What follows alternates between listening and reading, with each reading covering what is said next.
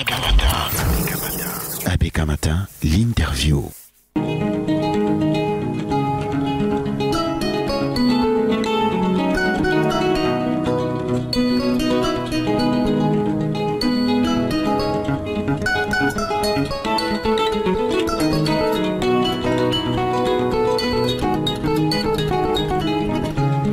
Je vous le disais, le professeur Alaka est notre invité ce matin sur la férue de Sidonie Fikak.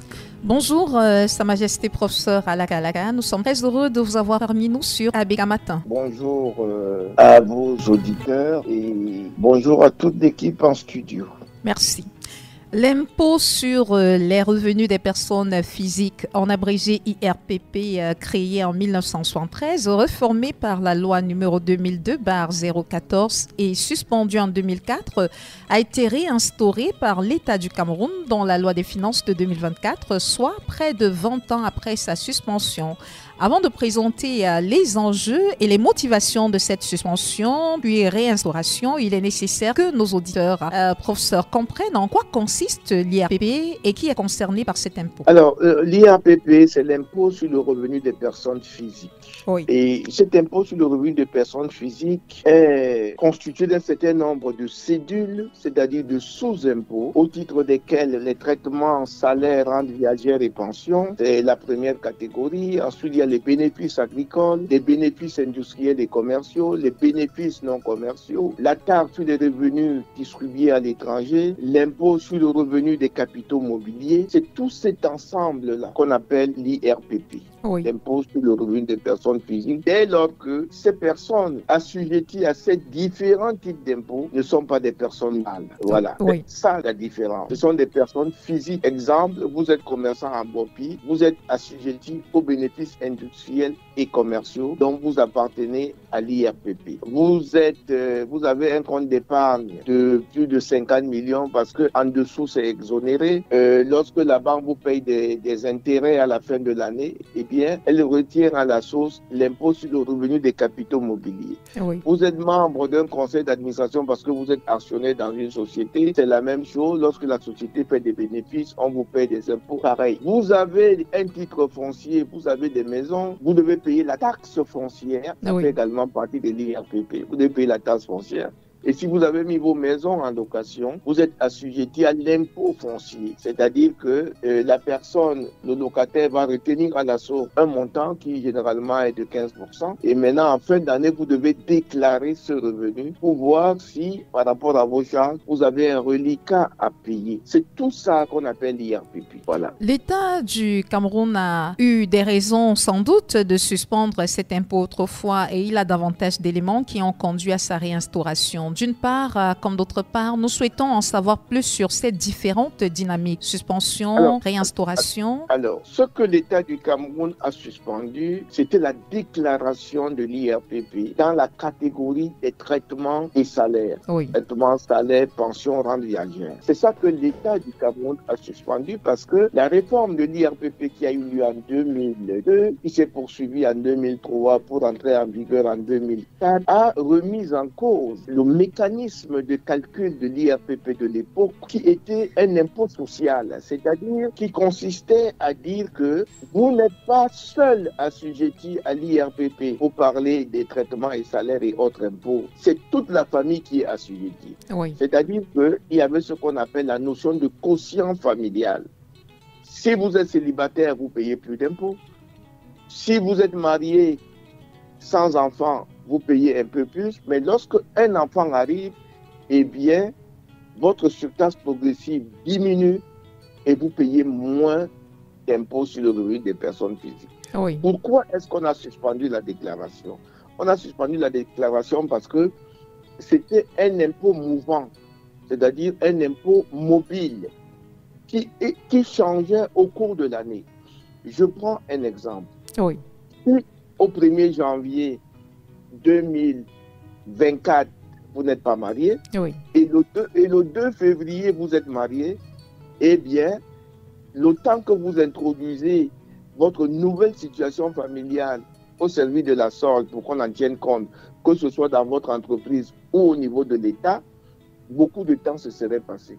Donc, en fin d'année, lorsque vous allez déclarer, votre IRPP, vous allez mettre votre nouvelle situation, que non seulement vous vous êtes marié en février, mais en novembre, un enfant est arrivé, eh bien, tout ce qu'on vous a retenu au courant de l'année parce que votre situation n'était pas encore prise en compte, eh bien, tout ça, après la déclaration, ça va faire l'objet d'un dégrèvement. C'est-à-dire, on va vous rembourser le trop perçu d'impôt. Oui. Donc, ça mettait l'État en difficulté parce que l'État se retrouvait en train de rembourser des milliards et des milliards d'argent.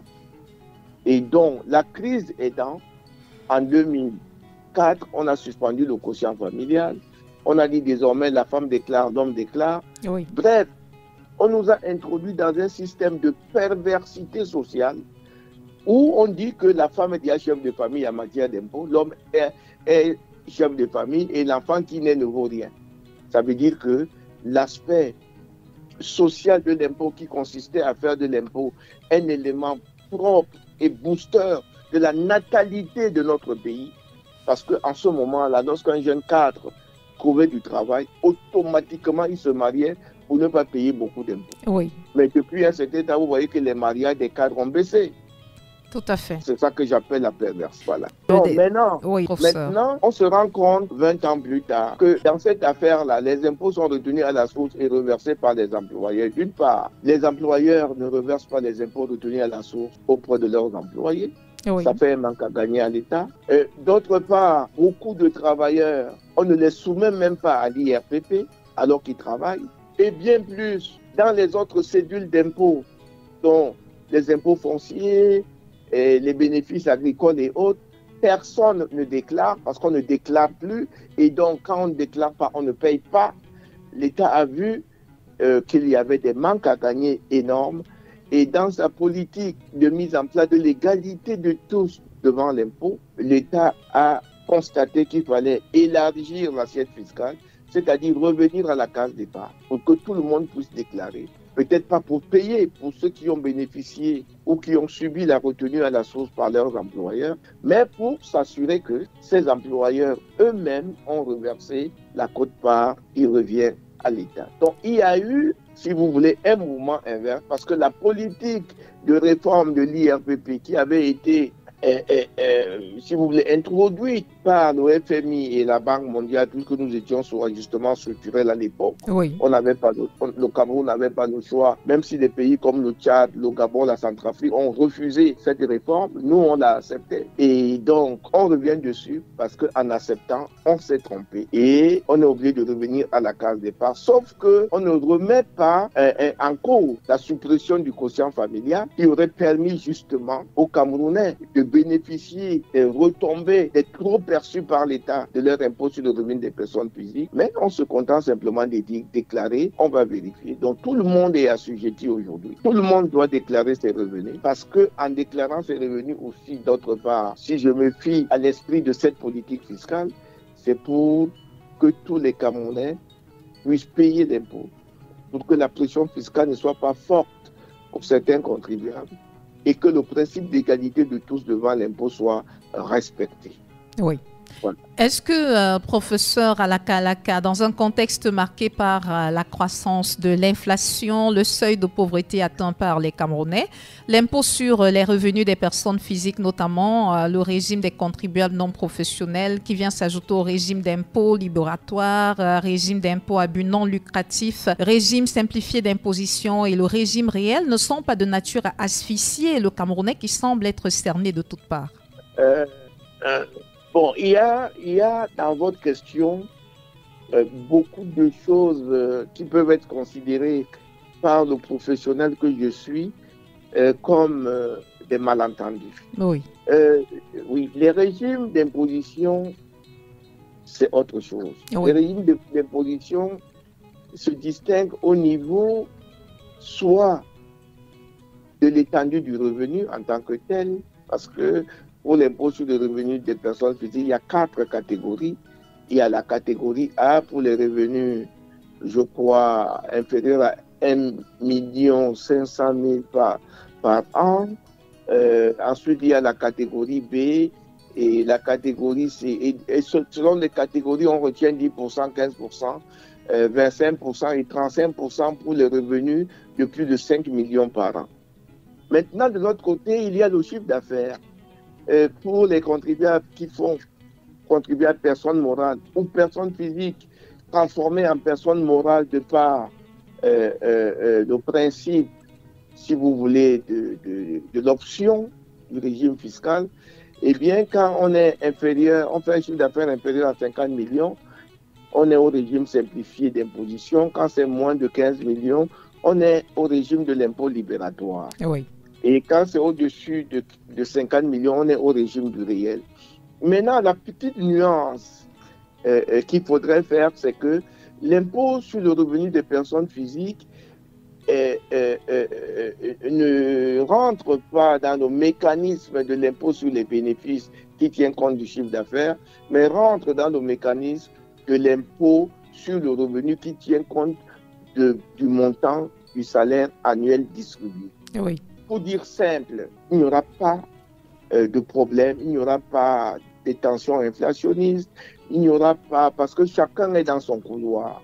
Chacun est dans son couloir et les mécanismes de calcul n'étant pas les mêmes, il ne pourrait pas avoir de confusion ou de trop perçu d'impôts ou alors des situations de double imposition. Non, chaque impôt obéit à un régime particulier. Vous parlez de l'impôt libératoire. L'impôt libératoire concerne les petits métiers. Les petits métiers. Et là où je vous donne donc raison, c'est qu'au niveau de l'impôt libératoire, vous payez à la commune selon votre catégorie A, B, C, D, et avec le montant retenu par chaque commune, après la délibération en conseil municipal, délibération qui sera entérinée par un acte du préfet. Lorsque vous avez payé ça, vous payez ça dans le cadre de l'exercice de votre métier qui ne vous permet pas d'avoir un chiffre d'affaires qui vous mettrait au régime simplifié d'imposition, par exemple. C'est pour ça qu'on vous met à l'impôt libératoire, parce que vous faites un petit métier. Maintenant, au-delà de ça, ce qu'on vous demande, c'est de déclarer maintenant ces impôts que vous avez payés, parce que vous les avez déjà payés. Vous devez maintenant faire une déclaration, parce que en dehors de l'impôt libératoire que vous payez, vous pouvez être titulaire d'un patrimoine, peut-être hérité de vos parents, ou vous avez des loyers, par exemple, ou vous avez des titres fonciers, et il faut payer la taxe foncière. Donc, on vous demande donc de compléter votre déclaration par des éléments d'imposition qui n'ont pas été constatés au courant de l'année. C'est pour ça que la déclaration des revenus des particuliers, qui revient après 2004, comme vous l'avez si opportunément indiqué, Sidonie, eh bien, il est donc important que chaque contribuable déclare pour que l'équilibre soit rétabli. Cet équilibre va être rétabli pourquoi? Parce que jusqu'ici, les personnes morales se plaignaient de subir seule la pression fiscale, alors qu'il y a des personnes physiques qui roulent cabot, qui présentent des signes extérieurs de richesse incroyables, mais qui ne payent aucun impôt. Qui ne payent aucun impôt. Dès lors, il fallait rétablir cet équilibre. Je vous donne l'esprit de la loi. Je ne suis pas jurislateur, encore moins législateur. C'est pas moi qui ai fait ça. Mais moi, je vous dis pourquoi on a fait ça et quelles sont les conséquences de ce qu'on a fait. Voilà. Professeur Alaka, Majesté professeur. Voilà. Oh, merci d'attirer mon attention pour que je reprécise bien les choses. C'est très important. Le ministre des Finances, Louis-Paul Motazé, a signé un communiqué le 7 mars 2024 dans lequel il précisait que les contribuables personnes physiques bénéficiant des revenus, des traitements de salaire, pension, rente viagère, revenus financiers fonciers et globalement des rémunérations de toute nature sont astreints à une nouvelle obligation fiscale et le 30 juin de chaque année est la date butoir pour souscrire à une déclaration annuelle récapitulative. Dans le concret, cela signifie quoi exactement? Si on prend peut-être pour cas pratique un bailleur qui a des revenus issus de la location de ses maisons. Alors, vous avez très bien fait de rappeler cette circulaire qui dit que désormais, tous les 30 juin de chaque année, chaque Camerounais, citoyen, je n'ai pas dit de nationalité, j'ai dit tous les citoyens camerounais, y compris ceux de l'étranger, les footballeurs, les gars qui parlent dans les vidéos à Facebook, les lanceurs d'alerte, les influenceurs, les titulaires de revenus fonciers. Toutes ces personnes sont astreintes à l'obligation de déclaration de leurs revenus annuels. Voilà ce que ça veut dire. Cela signifie également que, pour prendre le cas pratique de celui qui est qui possèdent des loyers. Oui. C'est-à-dire, ce gars est gaillardement assis à Aqua, ses parents lui ont laissé des maisons qui sont en location. Il ne travaille nulle part, mais il perçoit des loyers. Oui. Et jusqu'ici, il ne déclarait pas ses loyers. Maintenant, on lui demande de déclarer. Il ne déclarait pas ses loyers, ses revenus locatifs, parce que la loi ne l'obligeait pas à le faire. Oui. Maintenant, la loi oblige à le faire. La personne à qui la loi obligeait à déclarer les loyers, c'était le locataire. Le locataire devait, au moment de la signature du contrat de location, Oui. enregistrer ce contrat et payer un montant à l'État. Chaque mois, au moment du paiement de loyer, retenir à la source un montant et déclarer à l'État. Maintenant, on dit donc au bailleur lui-même de déclarer ces revenus-là.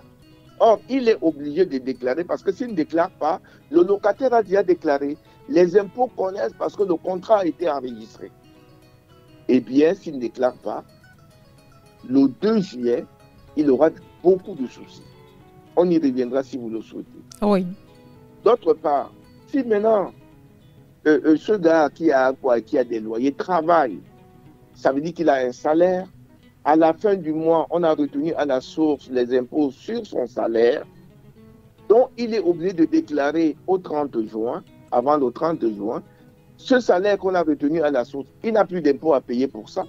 Et d'y ajouter la déclaration de ses revenus fonciers, qui n'avait pas payé la taxe foncière. Lorsque, dans une partie, dans un chapitre, on va lui demander s'il a un titre foncier, il ne peut pas mentir parce que le titre foncier est connu, il existe. Il va dire oui, on va lui demander la superficie, le montant des constructions. Eh bien, la machine va calculer automatiquement la taxe foncière et l'impôt foncier. Oui. Et lui, il va avoir un avis d'imposition qui va immédiatement générer et il va aller payer cela. Maintenant, si la machine n'est pas programmée pour relever qu'il y a eu une retenue à la source, c'est un avis aux bailleurs qui ne veulent pas faire des contrats avec la retenue à la source sur les loyers. Maintenant, ils seront obligés de payer par eux-mêmes, parce qu'il y a solidarité de paiement, Oui. cet impôt sur les locations. Oui. Donc, ce monsieur sera obligé de déclarer son revenu salarial, son revenu sur son patrimoine, ses maisons, ce qu'il gagne, et tous les impôts qui frappent le patrimoine, un peu comme la taxe foncière. Voilà un cas pratique. Un deuxième cas pratique, vous, Madame Sidonie Fika, Oui. vous travaillez à ABK Majesté, Radio, oui. ABK vous paye, Majesté professeur. Majesté ABK professeur. Oui. ABK vous paye, retient à la source vos impôts et on vous demande donc de déclarer ces impôts qui avaient été retenus à la source.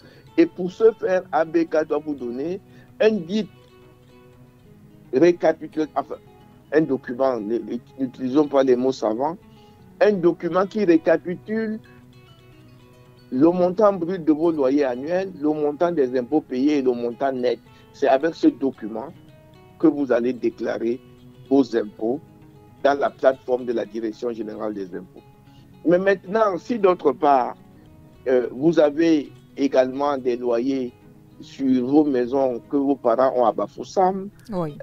à Bafia, je ne sais plus où, Oui. eh bien, si c'est vous l'héritière, ou si c'est vous qui percevez ces loyers, eh bien, vous devez ajouter dans votre déclaration ces éléments et payer des impôts y afférents. Oui. Voilà à peu près ce qui a été mis en place comme réforme et qui permet à chaque Camerounais de contribuer au développement de son pays, qui permet à chaque Camerounais de contribuer à la rentabilité de l'impôt, lequel impôt va permettre à l'État de faire face à ses obligations. Mais ce que je dois dire aux Camerounais, c'est de déclarer avant le 30 juin, parce que les conséquences peuvent être terribles. Ceux qui voudront être conseillers municipaux demain, eh bien, on va leur demander le certificat de conformité fiscale. Et s'ils n'ont pas déclaré à ce 30 juin, ils ne pourront jamais être candidats. Vous voulez aller à la banque faire une opération, vous n'avez pas de certificat de conformité fiscale, vous ne ferez jamais cette opération. Vous voulez sortir du pays pour aller à l'étranger, vous n'avez pas de certificat de conformité fiscale, vous ne prendrez jamais l'avion, même si vous avez pu obtenir un visa. Oui. Donc cette déclaration est essentielle pour la vie du citoyen camerounais, pour qu'il soit en paix envers lui-même, dans un État dont on nous dit que c'est un État de droit. Oui. Donc on ne devrait Maintenant, pas considérer cela comme étant un braquage. Ne me posez pas la question.